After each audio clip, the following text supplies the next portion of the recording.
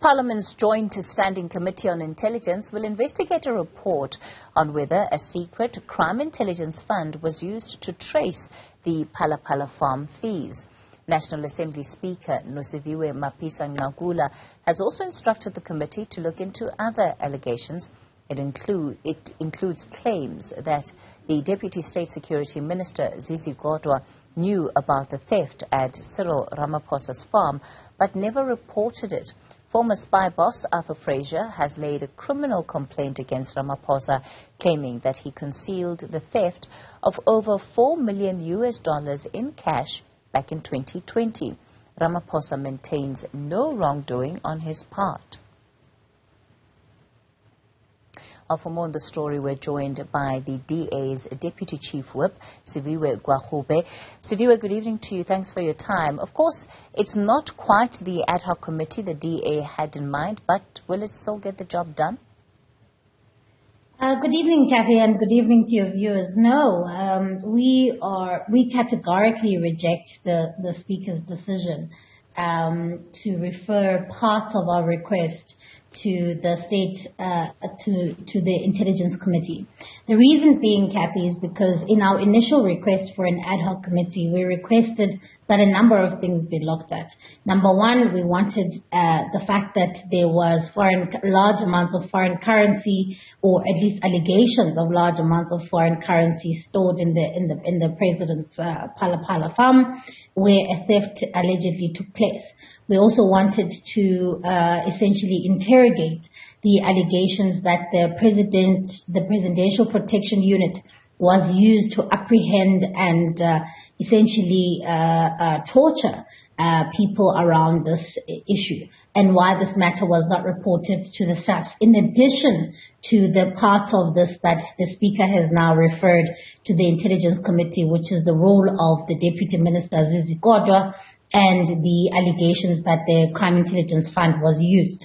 Now, what the Speaker has done here, Kathy, and which we think she has done so deliberately, is to cherry pick the allegations that she would like looked into.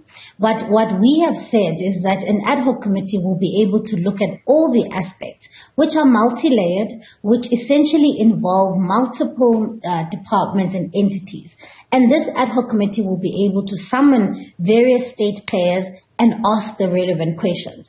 In fact, effectively, what she's done is used a very strict interpretation of what we've asked for to send it to the Intelligence Committee. But also, in addition to that, Kathy, which is why we view this move in a very sinister way, is the fact that the Intelligence Committee, as is known, is a committee that is bound by secrecy. The members in the committee, whether DA members, ANC members, regardless of who they are and where they're from, they are bound by secrecy by law, which means that the deliberations, the decisions which are often made in duration of the deliberations are then going to be kept in secret up until a report will then be tabled in Parliament. So we really are rejecting this move. We don't think that it is in the best interest of transparency and actually looking into the matter. We think that the Speaker is using this move to appear to be wanting the matter to be looked into, but in fact is actually using parliamentary mechanisms to actually shield the President from answering the critical questions. And we've learned from state capture, Kathy, that in fact Parliament was found wanting in its oversight role, and therefore effectively not allowing Parliament to do its work by interrogating the scandal, the Speaker's repeating past mistakes. Does the establishment of a panel in response to the ATM's request before the Speaker, does that not deal with the gaps, some of the gaps at least, that you've identified? Of course, look, I mean, the establishment of the Section 89 will effectively mean that a panel is appointed, and that panel, Kathy, what it will then do in a very prescribed way, according to the rules of the National Assembly, will look at whether or not what has been submitted constitutes a prima facie evidence for an impeachment inquiry to be established.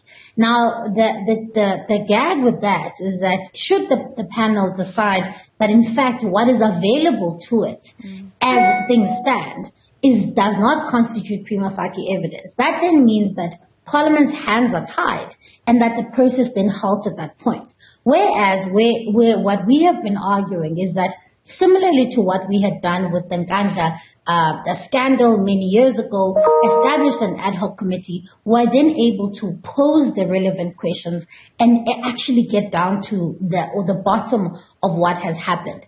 And so we do not think that it in fact will cover the gaps. We think that in fact it may very well be limited. But this move by the Speaker, in our view, is rather sinister.